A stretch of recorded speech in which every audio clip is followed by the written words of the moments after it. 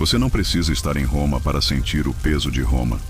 Ela vive em você, mesmo que escondida, mesmo que negada. Roma é o desejo que você não confessa, a ambição que você finge controlar. É o prazer disfarçado de recompensa e o veneno que parece vinho. Hoje, você vai entrar onde quase ninguém entra, pelos corredores ocultos de um império que vendia luxúria como se fosse glória. E talvez perceba que os ecos dessa podridão ainda falam dentro da sua mente. Se esse tipo de verdade te atrai, se você sente que algo te chama do outro lado da história, se inscreve no canal, deixa o like e mergulha comigo nessa noite que nunca acabou.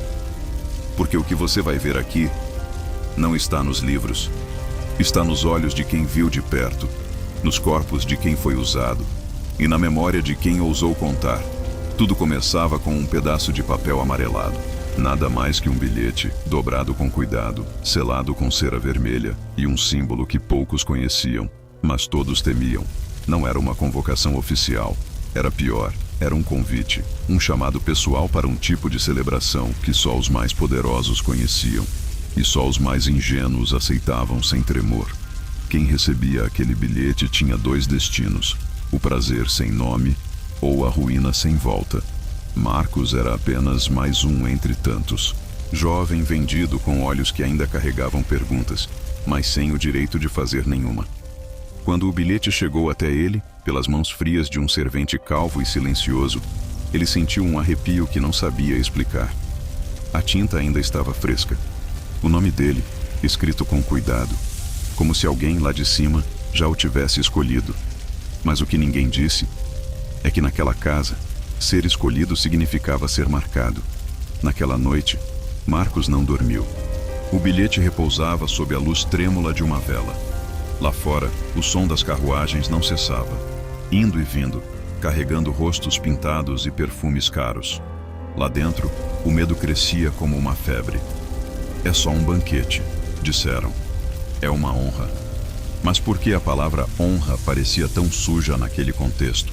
Ele vestiu a túnica mais simples. Lavou o rosto com a mesma água em que outros escravos limpavam os pés. E seguiu as instruções, uma esquina específica, no centro de Roma, quando o sino da 9ª hora soasse. Havia homens que voltavam mudados dessas noites. Outros não voltavam, e ninguém perguntava por eles. No caminho, Marcos passou por templos silenciosos, onde deuses de mármore observavam tudo com olhos vazios. As ruas estreitas pareciam ter ouvidos. Pelas janelas entreabertas, sombras sussurravam em línguas que ele não entendia. Tudo em Roma era promessa e ameaça. E naquela noite, tudo parecia mais lento, mais úmido, mais denso. Como se o ar estivesse carregado de algo invisível, mas palpável. A casa era grande, mas sem sinalização. Nenhuma coluna ostentosa, nenhum soldado na porta. Apenas uma entrada modesta com uma única chama tremeluzente e um servo de olhos fundos que o aguardava. Marcos hesitou. Por um instante quis recuar, mas já era tarde. O servo já o havia visto, e o silêncio da noite já o havia engolido. Ao atravessar a porta, sentiu uma mudança no mundo, como se tivesse cruzado um limiar entre o que é permitido e o que é inevitável. O ar cheirava a mirra, vinho doce e algo mais, algo que lembrava o hálito da morte. Um corredor longo, tapetes vermelhos e paredes cobertas por tapeçarias que contavam histórias de deuses e monstros. Ele estava sozinho, ou pelo menos, achava que estava, até ouvir o primeiro riso, grave, lento, como se tivesse saído de um túmulo adornado. Ali, Marcos não era mais Marcos, não era mais homem, nem servo, nem pessoa. Era presença, era ferramenta, era peça de uma máquina que girava desde os tempos de Nero. E naquele instante, ele sentiu. Algo seria tirado dele. Não sabia o que, nem quando, nem como. Mas sabia que nada mais voltaria a ser como antes. A primeira coisa que Marcos percebeu foi o som. Não era música, era um pulso. Um compasso lento e constante, como se o chão respirasse. Lá dentro, o tempo não existia. Não havia janelas, não havia céu. Somente velas presas em crânios dourados, escorrendo cera como se sangrassem memória. O ar era quente, denso, e cada passo afundava em tapetes que pareciam absorver pecados. Ele não sabia, mas já estava dentro do ventre de Roma. Corredores se estendiam em todas as direções, como serpentes esperando o momento certo para morder. O teto parecia curvar-se para baixo, forçando os visitantes a andarem com a cabeça baixa, como se até as paredes exigissem submissão.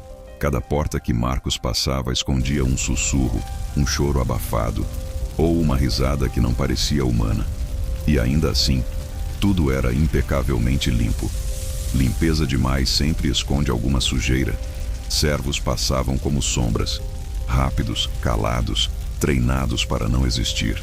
Não carregavam nada nas mãos, mas pareciam sempre em missão. No final de um corredor, havia uma escadaria descendente, esculpida em pedra negra, rodeada por esculturas de deuses que nunca sorriram. Ali não se adorava a moral, se adorava o desejo. E desejo naquela casa tinha muitas formas e nenhum limite. Foi descendo aquelas escadas que Marcos sentiu seu corpo trair a mente. O medo o alertava, a razão gritava. Mas havia algo ali, algo subterrâneo, que sussurrava prazer em sua nuca.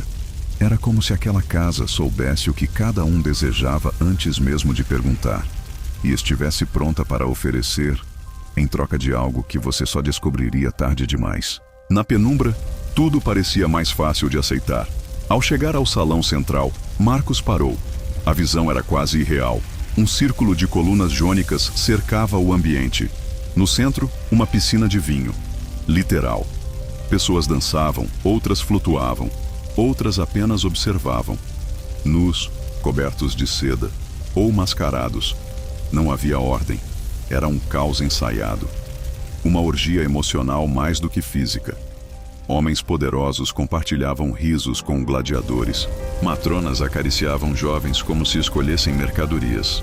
No alto, músicos tocavam instrumentos suaves, criando uma trilha sonora de decadência lenta. E entre os convidados, ninguém parecia chocado. Na verdade, parecia que todos estavam fugindo de algo. Como se o horror do dia só fosse suportável com o exagero da noite. Marcos foi conduzido por uma mulher idosa, com olhos vazios e mãos frias. Ela não disse uma palavra. Apenas o levou até um banco de mármore próximo à piscina.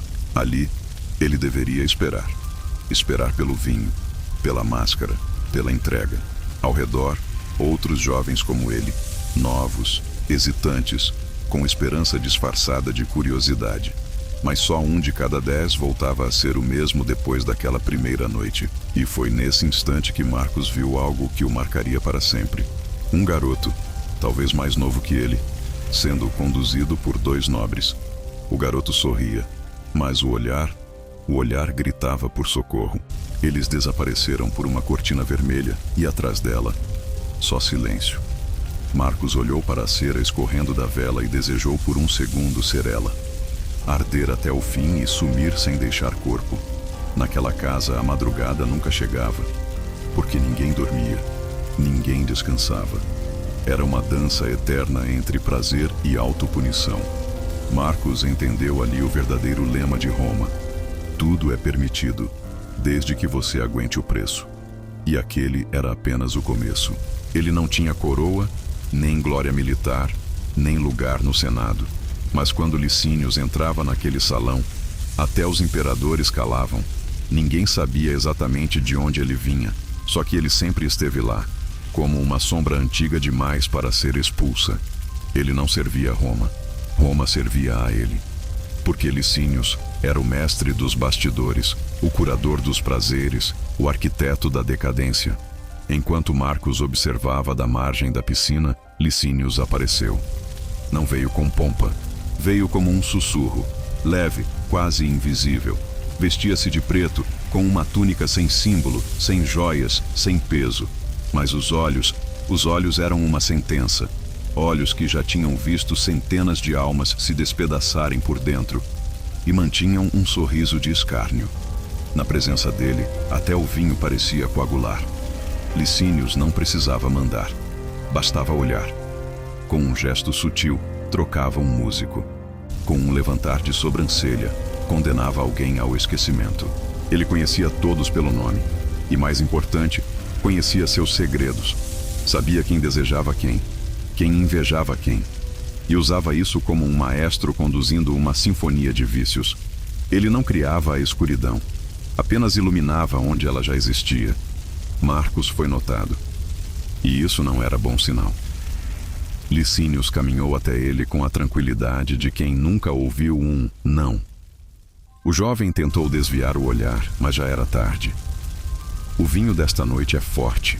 Tenha cuidado com o que deseja, disse Licínios, com uma voz tão baixa que parecia ter saído de dentro da própria cabeça de Marcos. Depois o deixou ali, com mais perguntas do que coragem, e uma sensação incômoda de que havia sido lido por inteiro. Foi nesse instante que a festa mudou. As luzes ficaram mais baixas, os sons mais distantes, como se o mundo exterior estivesse sendo apagado. Servos mascarados começaram a distribuir taças douradas, uma para cada presente. Licínio se sentou em uma poltrona esculpida com figuras de sátiros e ninfas, e sorriu, como quem já sabia quem iria cair primeiro. Ali, Marcos entendeu. Aquilo tudo não era improvisado. Era uma encenação meticulosa, um teatro de perversões cuidadosamente dirigido. Cada gesto, cada silêncio, cada respiração era parte de algo maior. E Licínios era o dramaturgo de uma peça em que ninguém sabia que papel estava desempenhando. Uns acreditavam que estavam no controle, outros fingiam que não estavam sendo usados, mas no fim, todos eram marionetes puxadas pelo mesmo fio invisível. O mais cruel em Licínios era sua calma. Ele não gritava, não ameaçava, não tocava ninguém, mas sua presença desarmava, corroía, dobrava vontades, como um veneno lento que você bebe sorrindo. Era impossível dizer quando ele estava testando alguém, ou apenas observando, mas todos sabiam. Sobreviver naquela casa significava não chamar a atenção dele. Uma mulher gritou, um grito curto, seco, abafado por aplausos. Licínios não moveu um músculo, apenas levantou a taça em reverência. E foi naquele gesto, tão sereno quanto sádico, que Marcos viu o futuro. Não era um presságio, era um aviso. Ali não bastava resistir. Era preciso aprender a jogar, ou seria consumido por um império que fazia da perdição um espetáculo. No fim daquela noite, Marcos não dormiu. Sentado numa cela dourada atrás do salão, ele repassava cada gesto, cada palavra, cada olhar de Licínios. Não entendia o jogo, mas sabia que agora fazia parte dele. E o que quer que tivesse perdido naquela noite, não voltaria. A pergunta não era mais, quando vou sair daqui? Mas sim, o que terei que me tornar para sobreviver? Amanhã nunca amanhecia naquele lugar, porque ali não havia tempo, só rituais. E entre todos os rituais da casa, um era sagrado: o banho. Não era para higiene, nem para alívio. Era um rito de passagem, uma espécie de purificação invertida.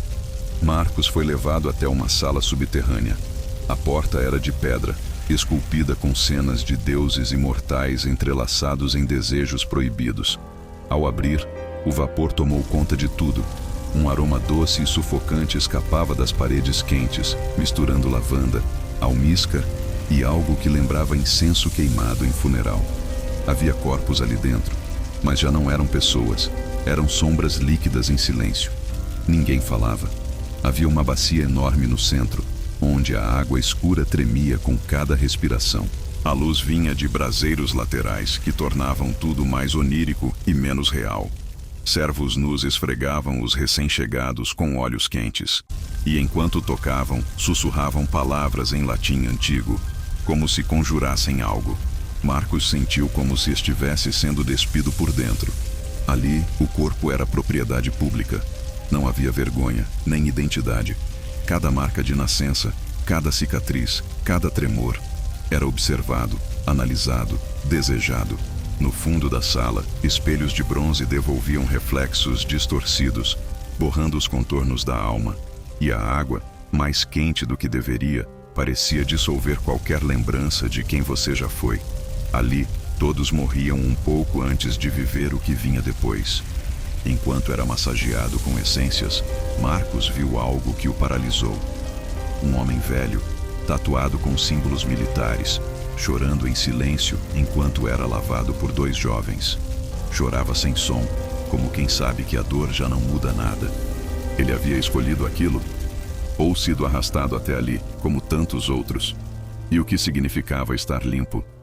Se por dentro tudo apodrecia, Roma chamava isso de iniciação, mas parecia mais um afogamento espiritual. Depois do banho, vinham as vestes, finas, translúcidas, simbólicas. A túnica que Marcos recebeu era branca, amarrada com um fio vermelho. Segundo o servo que a entregou, aquilo representava pureza corrompida. Mas que pureza existia, afinal, depois de se banhar com fantasmas vivos? Os outros caminhavam como zumbis bem treinados. Eram jovens, mas com olhos que carregavam séculos de submissão. A marca final era o perfume. Não qualquer fragrância, mas um blend exclusivo feito de resina africana, pétalas de rosas imperiais e vestígios de âmbar. Diziam que aquele perfume causava sonhos vívidos. Mas os sonhos que ele trazia não eram seus. Eram os sonhos dos que te usariam naquela noite. Marcos foi borrifado como se fosse um altar prestes a ser profanado. Ao sair da sala, o ar parecia diferente. O mundo estava mais lento, mais escuro, mais teatral. Cada passo era guiado, como se a casa tivesse mãos invisíveis. Ele ainda era ele, mas também já não era. Tiraram seu suor, seu nome, sua história. Deixaram apenas um corpo, pronto para ser preenchido pelo desejo alheio. E foi quando ouviu a frase que selaria aquela noite: agora você está pronto para ser visto. Como se antes fosse invisível. Como se agora fosse carne exposta no altar da elite. Marcos respirou fundo, tentando lembrar o cheiro da sua própria casa. Mas tudo o que sentiu foi vinho, perfume e pecado. Antes de qualquer toque, vinha o cálice. Era a primeira oferenda, a primeira prova, o primeiro teste. Na casa que nunca dormia, beber era mais do que costume, era submissão. Marcos segurou a taça com mãos ainda úmidas do banho ritual. Dentro, o líquido espesso tremeluzia sob a luz das tochas. A cor era púrpura profunda, como sangue coagulado. O servo que lhe entregou não falava, mas seus olhos diziam o suficiente. Se beber, você pertence. Marcos hesitou, um instante só. Mas ali, um instante era perigoso. Atrás dele, os outros jovens já haviam bebido. Riam alto demais. Ou estavam calados demais. Sinais claros de que a consciência começava a se despedaçar. Ele levou o vinho à boca. Não era doce. Era denso, amargo, com um leve toque metálico. Quente demais para ser vinho comum. Desceu queimando a garganta como se limpasse a resistência. E com cada gole, o mundo ficava mais difuso, mais lento, mais receptivo. Era como se, aos poucos, ele deixasse de ser alguém. O vinho ali era misturado com ervas raras, algumas trazidas das margens do Nilo, outras dos confins do Oriente. Misturas feitas por mãos velhas, que sabiam que o prazer aumenta quando a vontade enfraquece. Marcos sentiu a pele ficar sensível, como se tudo tocasse mais fundo. O som ecoava de forma estranha, distante e íntima ao mesmo tempo. Ali, ninguém estava sóbrio, nem queria estar. Uma mulher se aproximou, alta, olhos delineados com carvão, cabelo perfumado com mirra. Ela sorriu e mergulhou o dedo na taça de Marcos, depois passou o vinho nos próprios lábios. Agora estamos ligados, disse, e foi nesse gesto que ele entendeu. O vinho era uma chave. A porta que abria não era física, era moral. Aos poucos, os risos se tornaram gemidos. As conversas viraram murmúrios. E os corpos já não obedeciam a regras. Uns dançavam sobre mesas, outros se deitavam sob cortinas. Alguém gritava de prazer enquanto outro chorava em silêncio no canto. E tudo era permitido, porque todos haviam bebido.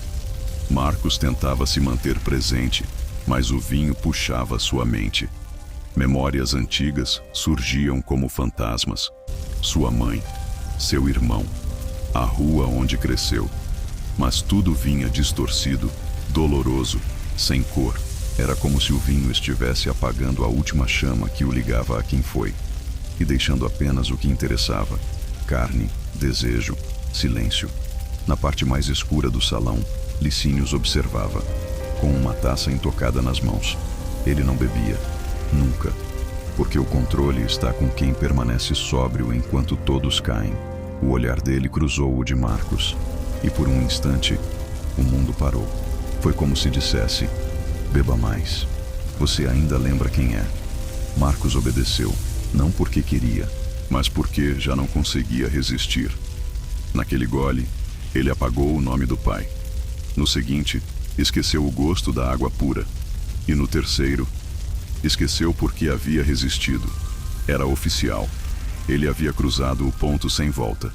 O vinho entorpecia o corpo, mas a vergonha ainda sussurrava. Mesmo embriagado, Marcos sentia olhares. Sabia que havia olhos demais, intenções demais, mãos demais esperando o momento certo. E foi aí que surgiram elas, as máscaras. Distribuídas por servos silenciosos, como se fossem coroas invertidas. Não para esconder, mas para permitir. Cada máscara era diferente. Algumas de couro envelhecido, outras cravejadas de pedras falsas, outras feitas de penas e marfim. Todas belas, todas bizarras, e nenhuma com olhos humanos por trás. A regra era clara: uma vez mascarado, você não responde mais por si. Ali, a máscara não escondia, libertava. Marcos recebeu uma feita de madeira escura com o rosto de um sátiro sorridente. Quando a colocou, sentiu o mundo girar. Era como vestir outra pele, como abandonar a última muralha de juízo. Ninguém mais sabia quem ele era. E, de certo modo, nem ele. O salão, agora repleto de figuras mascaradas, parecia um delírio coletivo. Corpos dançavam sem identidade. Um nobre podia beijar um escravo. Um general podia se curvar a uma cortesã. Ali, os papéis da sociedade derretiam sob o calor do desejo. Mas no fundo todos sabiam, era tudo encenação. Uma forma de se permitir aquilo que no dia seguinte ninguém ousaria admitir.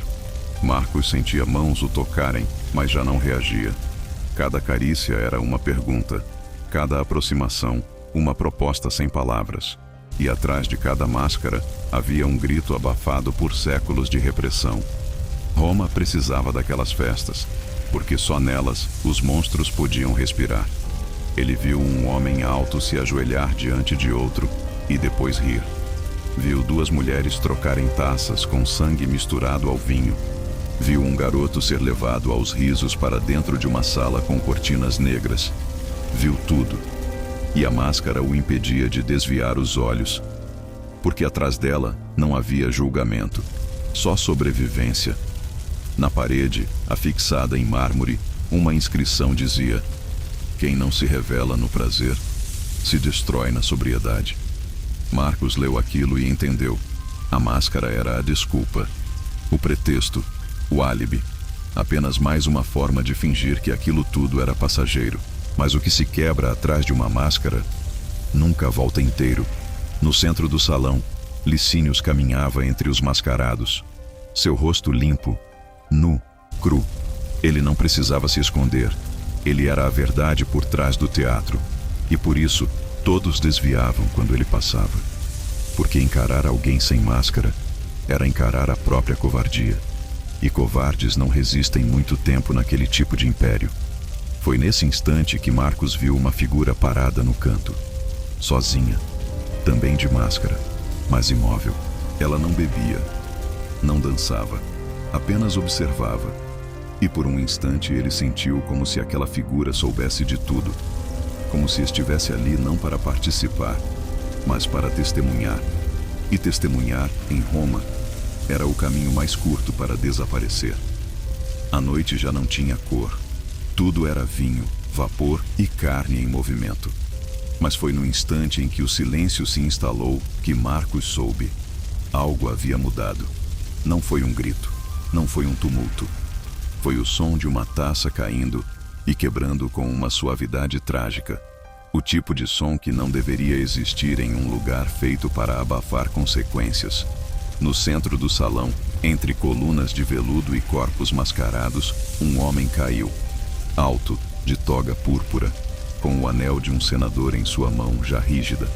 Caiu com elegância, sem convulsão, sem sangue visível. Apenas tombou para o lado como quem decide dormir no meio do caos. E ninguém correu para ajudá-lo. Por um segundo, todos congelaram. Mas Licínios levantou um único dedo, e o som da música voltou. 2 servos surgiram das sombras, cobriram o corpo com um manto escuro e o arrastaram para fora, sem pressa, como se fosse parte da coreografia. Marcos observava, chocado, esperando alguma reação. Mas os risos recomeçaram. O vinho voltou a ser servido. Ele abusou do vinho. Sussurrou uma voz próxima, sem emoção. Ou irritou alguém mais sutil do que ele. A frase foi dita com a mesma naturalidade de quem comenta o clima. Naquela casa, a morte não era tragédia. Era a lembrança de que todos estavam à mercê de algo maior. E se o prazer era o prêmio, a morte era só o fim do espetáculo. Marcos olhou para as máscaras ao redor e sentiu náusea, porque agora entendia. Todos sabiam. Ninguém estava seguro. Ali, a vida era descartável, a reputação ilusória. E a única regra real era que o jogo continuasse. Uma mulher riu alto demais e tropeçou em uma almofada. Um homem levantou e a amparou com gentileza. A cena parecia bonita, mas os olhos dele escaneavam as costas dela como se escolhesse um corte de carne. Nada ali era o que parecia, e Marcos sentia o peso da máscara apertar seu rosto como se tentasse enterrá-lo vivo. Queria sair, mas agora já fazia parte do script. Em outro canto do salão, um jovem começou a tremer. Suor frio, respiração acelerada. Os olhos dele buscaram Marcos, como se pedissem socorro. Mas logo 2 guardas surgiram sorrindo e o levaram. Marcos não o viu mais naquela noite, nem em nenhuma outra. Aquilo não era apenas uma festa, era um tribunal. Um labirinto de decisões invisíveis, onde cada gesto podia ser sua ruína.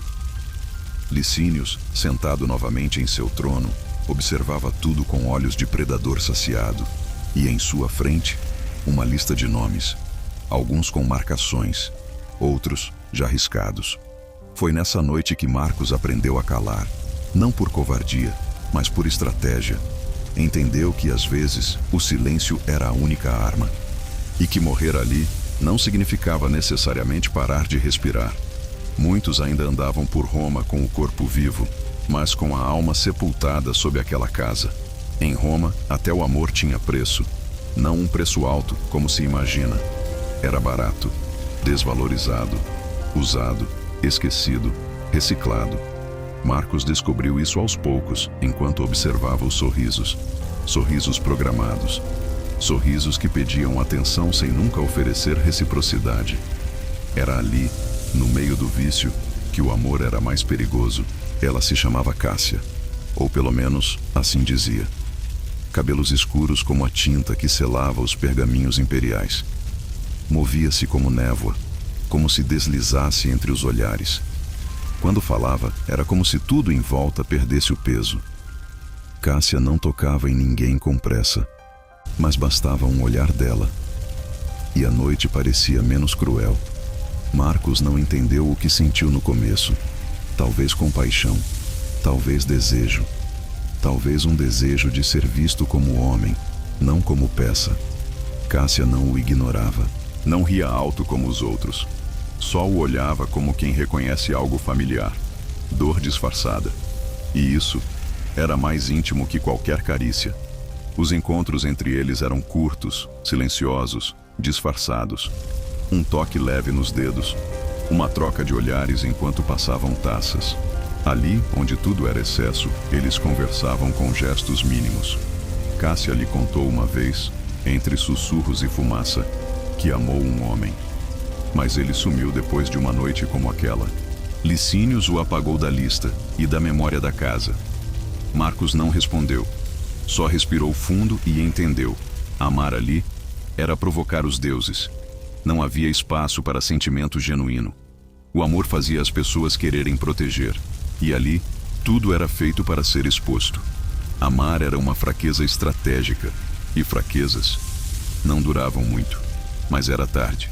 Marcos já sentia o peito bater diferente quando a via. Mesmo sabendo que estava comprando um erro, mesmo sentindo o gosto amargo da esperança na garganta, Cássia era sua lembrança de que o mundo poderia ser outro, mesmo que fosse mentira. Eles tentaram fugir uma vez, não para escapar da casa, mas para escapar da lógica da casa. Beijaram-se atrás de uma tapeçaria antiga, longe dos olhos de Licínios. Foi um beijo curto, urgente, com gosto de medo. Quando terminaram, não sorriram. Apenas sabiam que seriam punidos. Naquela noite, Cássia não apareceu. Marcos esperou e esperou, mas os corredores estavam mais vazios do que o normal. Ninguém a mencionava, como se nunca tivesse existido. Como se o amor, quando acontece em Roma, fosse imediatamente deletado da história. A dor de Marcos não era visível, mas ele havia entendido a regra mais cruel do império. Não se ama onde tudo é vendido. O amor ali era como o perfume das festas, intenso, embriagante e feito para evaporar. Ele não chorou, só se calou ainda mais. A beleza em Roma não era presente, era sentença. Ser belo demais era um convite à escravidão disfarçada. Era tornar-se vitrine viva do império, uma moldura de carne para os desejos de outros. E quanto mais perfeita era a aparência, mais dolorosa era a manutenção dela. Marcos começou a perceber isso nos bastidores da casa, lá onde o glamour das festas era despido sem piedade. As cortesãs mais celebradas nunca sorriam fora do salão. Seus rostos, pintados com pós venenosos que traziam cor e febre, usavam pigmentos à base de chumbo, que queimavam a pele lentamente. Perfumes feitos com sangue seco de animais exóticos, combinados a essências afrodisíacas. Os cabelos, queimados com óleos para manter o brilho e depois cobertos com cinzas para disfarçar o cheiro. Tudo por uma imagem, por um disfarce que custava a alma. Marcos viu uma delas desmaiar enquanto era arrumada. Ninguém reagiu com espanto. 2 servas a levantaram, colocaram pedras de âmbar sob o nariz e seguiram o processo. Ela acordou, sorriu e repetiu a frase que parecia um feitiço. Preciso estar perfeita. Mesmo que isso significasse morrer lentamente, de dentro para fora. Os homens não sofriam menos. Gladiadores eram lavados em leite azedo, depilados com cera fervente e untados com gordura de animais para brilhar sob a luz das tochas. Seus corpos viravam esculturas vivas, oferecidas como iguarias para olhos famintos. E quem recusava o processo, desaparecia dos convites. Roma era clara. Você valia enquanto entretinha. Depois disso, era silêncio. A beleza ali era instrumento de guerra, uma arma para distrair, controlar, enlouquecer. Cássia costumava dizer que a beleza era sua maldição, e Marcos agora entendia. Nenhum rosto bonito ali era leve. Carregavam dores pesadas, disfarçadas de sedução. Certa noite, Marcos entrou por engano em um quarto sem guardas. Encontrou uma mulher sentada diante de um espelho rachado. Sua maquiagem estava pela metade. O rosto real começava a surgir sob as camadas artificiais. Ferido, cansado, humano. Ela o viu, não gritou, apenas disse: "Lembra de mim assim, sem o veneno." Aquilo ficou marcado, porque ele sabia que no dia seguinte ela estaria sorrindo, encantando, vendendo fantasia. Mas ali, por um segundo, ele viu a verdade nua. A beleza como prisão. E o espelho como carrasco. Era o preço de ser desejado, por gente que não ama. Nos salões, o padrão era mantido com brutalidade. Quem engordava, sumia. Quem envelhecia, virava mobília. E quem chorava, era punido. Porque a lágrima borrava o espetáculo. E em Roma, a ilusão sempre valia mais que o ser humano. Marcos passou a temer os belos, não por inveja, mas porque enxergava neles o reflexo de tudo que estava sendo ensinado a esquecer. A dor, o abandono, a desconstrução de si, a beleza que Roma idolatrava. Era, no fundo, o disfarce mais cruel da morte lenta. E quem via isso, nunca mais olhava com os mesmos olhos. Não era permitido sair do trajeto. A casa tinha caminhos claros. Salão, banhos, câmaras, corredores iluminados. Mas, naquela noite, Marcos errou. Ou talvez tenha sido guiado, empurrado por algo invisível. Um desvio discreto, uma porta entreaberta, uma luz baixa que parecia chamar pelo nome. E ele entrou, sem saber, que cruzava a fronteira do que jamais deveria ser visto. O corredor era úmido, pedras irregulares sob os pés. O cheiro de perfume deu lugar ao de mofo, suor e ferro oxidado.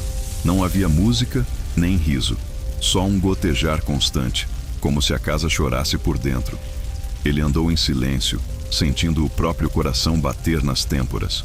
A sensação de estar sendo observado era insuportável. Logo, vozes surgiram. Não eram gritos, nem conversas. Eram comandos. Frios, calculados, repetidos como orações invertidas. Marcos se aproximou de uma fresta no mármore e viu. Havia corpos, nus, enfileirados, sentados sobre bancos de pedra. Não estavam ali para participar da festa. Estavam ali para serem preparados. Um homem alto, encapuzado, apontava, inspecionava, riscava nomes em um pergaminho. Servos examinavam dentes, pele, cicatrizes. Alguns dos jovens tremiam. Outros já estavam longe, como bonecos com a alma arrancada. No fundo da sala, 2 corpos sem vida. Um deles, com o rosto coberto por uma máscara rachada. Marcos reconheceu a máscara. Era de um garoto que servira vinho na noite anterior. Ele queria correr, gritar, fazer algo, mas os pés não se mexiam. O corpo pesava como chumbo, e foi nesse instante que ele percebeu. Aquilo não era um porão isolado, era o coração da casa. Era ali que a festa começava de verdade. A seleção era brutal. Quem servia bem, subia. Quem falhava, sumia. Sem alarde, sem escândalo, apenas desaparecia. As orgias eram o palco, mas era nos bastidores que Roma mostrava sua verdadeira face. Marcos entendeu que ali tudo era teatro. As máscaras, o vinho, o perfume, eram cortinas. O que mantinha o império funcionando não era o prazer, era o controle, o medo, o segredo. E aquele porão era o segredo mais bem guardado. O tipo de verdade que, se descoberta, consome quem ousa falar. Ele recuou, sem fazer barulho, tentando apagar as imagens da mente. Mas já era tarde. Algo dentro dele havia quebrado. Uma inocência tardia, talvez. Uma crença de que ainda havia regras. Ali, ele entendeu. A casa não era uma casa. Era uma máquina de moer almas. Na volta ao salão, tudo parecia ainda mais falso. As risadas, os corpos dançando, os sorrisos ensaiados. E Licínios de novo, olhando direto para ele. Como se soubesse. Como se dissesse sem dizer. Agora que viu, já não pode sair. Você já se perguntou quem controla o seu desejo? A resposta parece óbvia. Mas em Roma, ela era uma mentira refinada. O desejo era a ferramenta mais poderosa do império. E Licínios era seu engenheiro. Ele não vendia prazeres, vendia impulsos prontos, embalados em ouro e névoa. As pessoas acreditavam estar escolhendo, mas só caminhavam em trilhos invisíveis, pavimentados com manipulação. Marcos começou a perceber os padrões. Quem se aproximava de quem, o momento exato em que o vinho era servido, a ordem das músicas. Nada era acaso. Licínios desenhava noites como quem planeja guerras. Sabia exatamente quando fazer alguém rir, chorar, se ajoelhar, e usava os desejos alheios como armadilhas de seda. Você pode dar ouro a um homem, mas ele sempre se curvará por uma fantasia que o faça se sentir especial. Foi o que Licínios sussurrou a Marcos certa noite. Uma frase lançada no meio do caos, como quem entrega veneno em forma de sabedoria. Ali, Marcos entendeu. O verdadeiro poder não era possuir. Era fazer o outro acreditar que era livre, enquanto você segurava a coleira invisível, e todos ali estavam presos. As festas não eram celebrações, eram campos de teste, onde o desejo era despertado, ampliado, deformado, até não restar nada além de instinto. E com isso, as vontades se tornavam previsíveis. Bastava um toque, um aroma, uma palavra. E os convidados faziam o que Licínios queria, acreditando que era vontade própria. Marcos observou um senador conhecido por sua rigidez moral, de joelhos diante de um jovem músico. Não havia chantagem, nem ameaça. Apenas um estímulo contínuo, habilidoso, gradual. Dias antes, pequenas provocações. Depois, olhares calculados. Por fim, a queda. E ao fundo, Licínios sorrindo, com a mesma calma de quem vê mais um peão cair no tabuleiro. O Império não precisava mais de espadas. Precisava de prazeres bem coreografados. A guerra era interna, mental, feita de vontades corrompidas e desejos conduzidos. E enquanto todos dançavam, riam, gemiam, Roma se alimentava deles.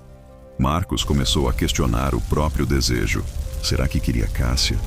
Ou foi conduzido a ela? Será que sua curiosidade era autêntica ou parte do jogo?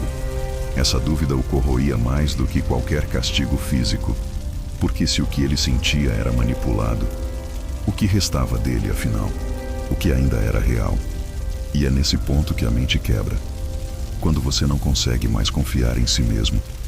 Quando cada impulso parece ter sido plantado. Quando até o medo parece ter sido ensaiado. E é aí que Licínios vencia.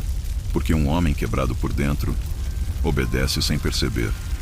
Marcos olhou para os rostos ao redor e percebeu. Nenhum deles ainda era inteiro. Todos estavam em pedaços, sustentados por vinho, perfume e uma ilusão de escolha.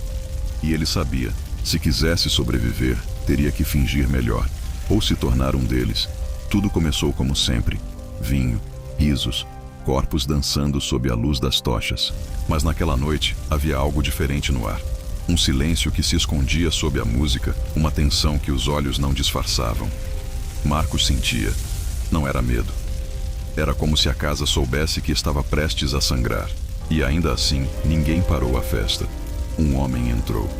Desconhecido, mas com passos de quem já tinha estado ali. Vestia preto dos pés à cabeça e trazia consigo uma energia que não combinava com o teatro da luxúria. Não ria, não tocava em ninguém, só olhava. E onde ele olhava, o silêncio seguia. Licínios o viu, levantou-se. Os dois se encararam. Ali, sem palavras, uma guerra antiga foi reacesa. Minutos depois, o caos. Um grito, depois outro, um corpo empurrado contra a mesa, um cálice derrubado. E então, o fogo. Alguém, ninguém sabia quem, havia derramado óleo sobre os tapetes. As tochas fizeram o resto. As cortinas pegaram primeiro. Chamas engolindo o veludo como se o próprio inferno tivesse sido convidado. As estátuas derretiam aos poucos, escorrendo como lágrimas de bronze. O vinho derramado no chão se misturava às cinzas, e as máscaras eram arrancadas com desespero, porque no fogo ninguém mais queria fingir. Marcos correu. Não pensou, não hesitou. Cássia. Ele precisava achá-la. Gritou por ela entre colunas negras, tropeçando em corpos que não sabiam se dormiam ou se morriam. O calor queimava a pele como punição pelos pecados que ele já não sabia se tinha cometido. Mas no fundo sabia. Todos ali eram culpados de alguma coisa. Ele a encontrou caída, com o vestido rasgado e fuligem nos olhos. Ela respirava, fraca, mas viva. Ele a ergueu e correu por um corredor que mal reconhecia. A fumaça invadia os pulmões, sufocando qualquer certeza. Tudo ao redor parecia desmoronar. A casa, os rituais, o império. Como se o próprio pecado tivesse acendido o pavio. Na saída, guardas tentavam conter as chamas com panos molhados. Outros apenas observavam, como se compreendessem que nada ali merecia ser salvo. Marcos e Cássia atravessaram o portão com os rostos enegrecidos e os olhos secos. Atrás deles, a casa caía. As colunas rugiam. Os deuses de pedra rachavam. E Roma quase queimou. Licínios sobreviveu. Claro que sim. Foi visto na manhã seguinte caminhando pelas ruas com o mesmo olhar de sempre, como se tudo tivesse sido parte do espetáculo, como se até o incêndio tivesse sido coreografado. E talvez tenha sido. Aquela noite mudou Marcos, não por ter visto a destruição, mas por perceber que mesmo com tudo em cinzas, as pessoas ainda voltariam, porque Roma podia arder. Mas enquanto restasse desejo, alguém reconstruiria o templo, e no altar colocaria outro corpo para ser queimado lentamente. Na manhã seguinte, Roma seguiu em silêncio. Os comerciantes abriram suas tendas, os soldados cruzaram a praça, e ninguém falava sobre o fogo, como se as cinzas da casa tivessem sido varridas da memória coletiva. Marcos caminhava entre as pedras da Via Sacra com os pés nus e o rosto coberto de fuligem. Ele não era mais reconhecível, nem por fora, nem por dentro. Cássia havia sumido, talvez levada por servos, talvez capturada, talvez morta. Ele nunca soube, mas agora andava como os cães de rua, com o olhar baixo, a fome constante e os sentidos sempre em alerta. Fora do luxo, Roma era crua, e crua ainda era menos cruel. Durante semanas, Marcos viveu entre becos e sombras. Dormia entre barris, roubava frutas podres de mercados e ouvia conversas escondido. Aprendeu rápido a não confiar em sorrisos. Em Roma, até a piedade era moeda. E ele não tinha mais nada para oferecer. Nada além de uma história que ninguém ousaria ouvir. Ele tentou esquecer. Os banhos perfumados, as máscaras, o riso de Cássia. Mas havia algo nele que não deixava. Não era culpa, era uma inquietação sombria, como se ainda houvesse uma parte dele lá dentro, andando por corredores queimada pela memória. Ele era livre, mas não estava limpo. Uma noite, encontrou outro como ele, um velho com olhar vazio e voz rouca. Disse ter servido nas mesmas festas, disse ter escapado também. Mas agora vivia entre ratos, escrevendo símbolos estranhos nas paredes. Roma não esquece, ele disse. Ela espera. E Marcos entendeu que a fuga era só um intervalo. O tempo passou, mas a cidade não mudou. Novas casas surgiram. Novos convites circulavam. As festas voltaram.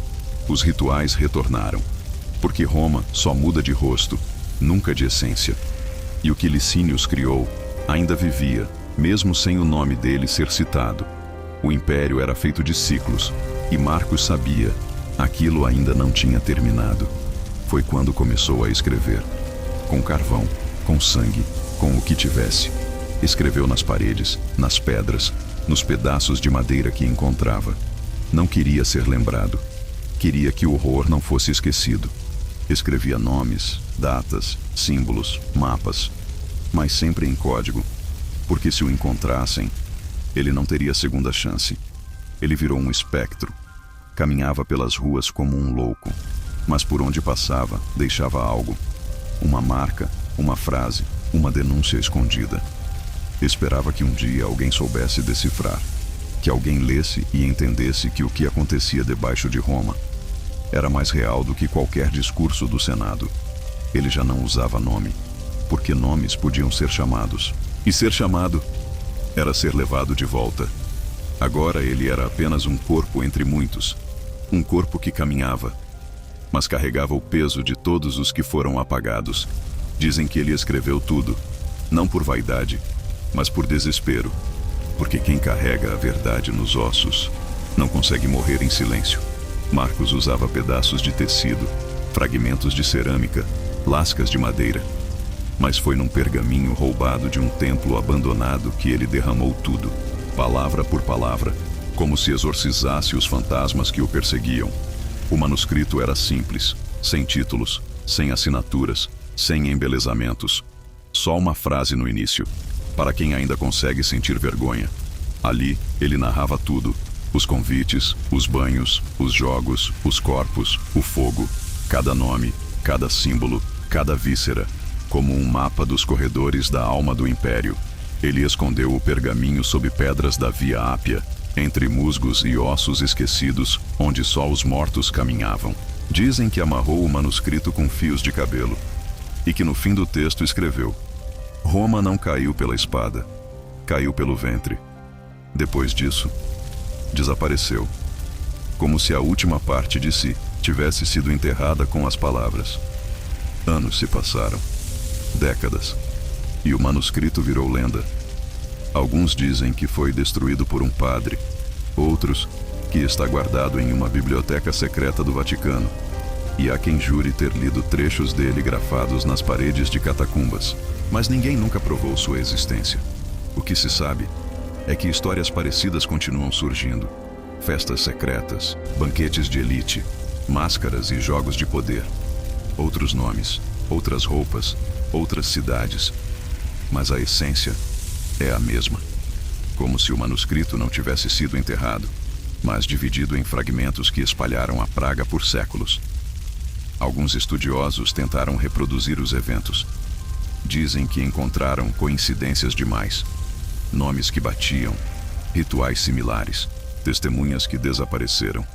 E todos, sem exceção, acabaram mortos, exilados ou silenciados.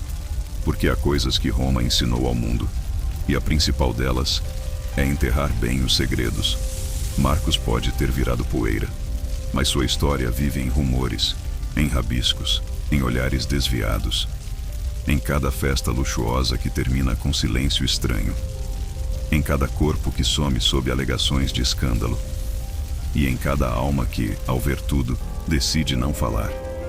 Porque sabe, o preço é alto demais. A última pista deixada sobre o manuscrito foi encontrada num beco, escrita com carvão na parede de uma antiga taverna romana. A verdade ainda está viva, mas ninguém quer tocá-la.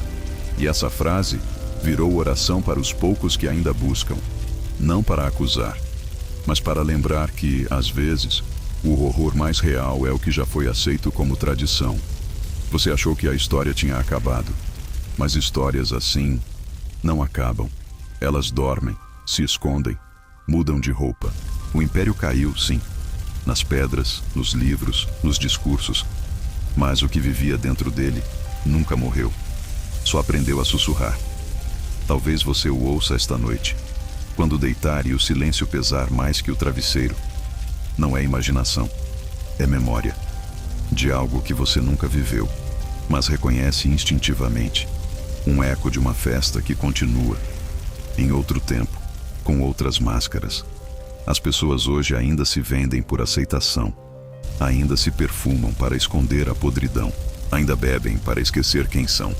Trocam verdades por pertencimento, desejo por controle, e chamam isso de liberdade. Você vê, todos os dias, corpos sendo usados como moedas, sorrisos ensaiados em redes sociais, a dor maquiada com filtros e elogios vazios, e acha normal, porque aprendeu, sem perceber, que fingir é mais seguro que sentir, exatamente como era em Roma. E se tudo isso ainda vive, onde está a diferença? Apenas mudaram os cenários. O mármore virou concreto, o perfume virou algoritmo, mas o que se compra com silêncio ainda custa a alma. E você sente isso, mesmo que nunca diga em voz alta. A casa continua de pé, não a mesma de Marcos, mas uma nova, feita de clubes fechados, de círculos secretos, de olhos que tudo veem e nada dizem.